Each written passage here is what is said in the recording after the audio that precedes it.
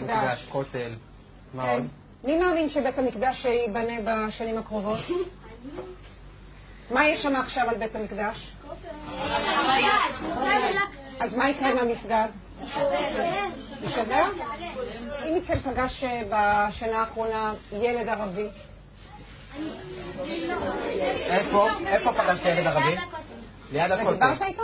לא, הוא דחף אותי, אבל לא הלך. ומה קורה כשאתם רואים ילד ערבי? מה אתם מרגישים? זעם. זעם? מה קורה כשאתם פוגשים ילד חילוני? למה אתה מרחם עליו כשילד חילוני? מה הוא מפסיד? הוא לא הולך לדבר על כשאתם חושבים על ירושלים בעוד 10 שנים, כולם חרדים? לא כולם, ערבים חלק חרדים. כולם יהודים, ויש גם ערבים שהם עבדים. תהיה משיח, הבנתי, כן, מה אתה אומר? שמלחמה כל הערבים ימותו, וחלק מהם יהיו עבדים. את כל הסיפור שלך. يصلونها يوم